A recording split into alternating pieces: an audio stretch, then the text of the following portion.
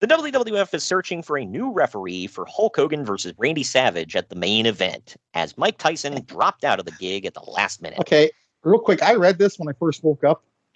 Mm-hmm. And I'm like, what? What the F? Because you put Tyson Fury, I'm like, what the hell am I reading here? Oh, yeah. Well, for anybody... This is why you shouldn't look at your phone, right? I didn't, it wasn't like right when I rolled out of bed, but I didn't have all my senses yet, and I saw the notification light blinking. I'm like, what the hell is this? Yeah. I'm like, it's probably idiot TJ, and it was. Wow.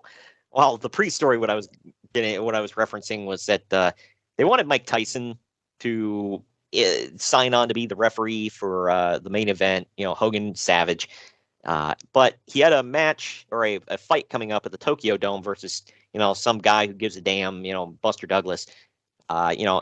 And as long as nothing happens between now and then, it should be fine, But what are the odds? This is white Tyson loser. This loser.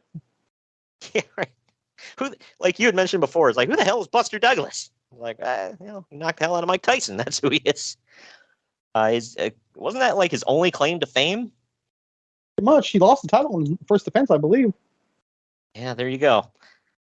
But I believe Holyfield beat the crap out of him. Oh, man. Well, it was actually too late to make changes on the syndicated shows for the advertising of Tyson, but Don King's office issued a categorical, he's not going to be there, and that's that.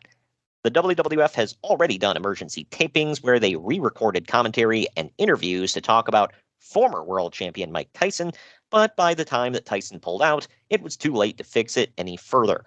So instead, the special referee will be Buster Douglas.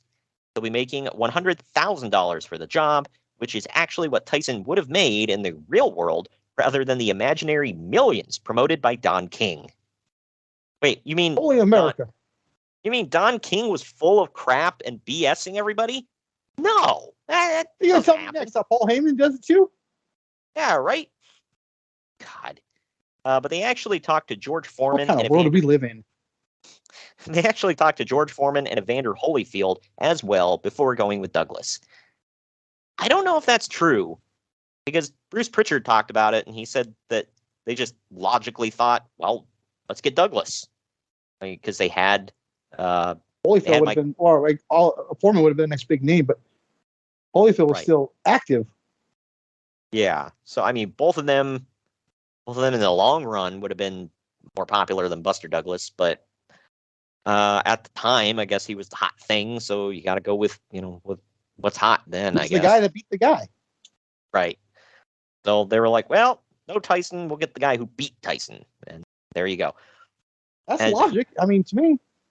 Well, Bruce Pritchard said he got the call actually because he said they were in the air, flying to a town when the fight was going on, and when he landed, he gets a call in his hotel room, and I think I think he said it was Kevin Dunn. He's like, he lost. Like, who lost? Tyson. Like, who the hell beat him? He's like, Buster Douglas. Like, who the hell is that? The consensus #1 contender. Right. And he said they just all were like, the hell are we gonna do now? I mean, we can still get Tyson, maybe, but then I guess after he lost, Tyson just didn't want a part of any of this, so whatever. But also, somebody pointed like that story I sent you. They also said, he's not gonna lose to Buster Douglas, whoever the hell that is. That'd be as illogical. His name is Buster. Right. Well, he said that's about as realistic. That's his name or description. So that's about as realistic as Ronda Rousey losing to Holly Holm on some random UFC show. Yeah, about that. Right.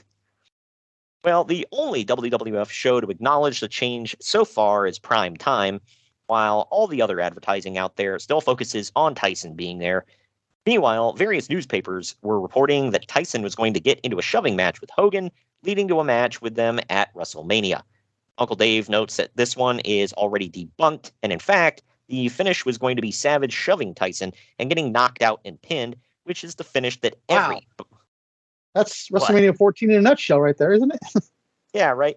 Well, and it kind of goes with Dave, it's not like he's, Dave is Nostradamus here. He says this is the finish to every boxer wrestler angle in the history of the business.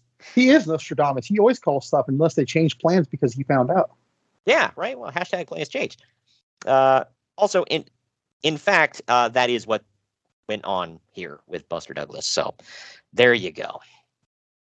But that doesn't, like, why would he get into a shoving match with Hulk Hogan? I realize Hulk's the guy, but it's like, wouldn't that, I guess if you're going to try to build Tyson up as the heel going into Mania, but I don't know.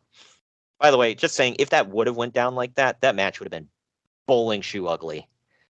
Can you imagine? Bringing a new definition of god awful. Right.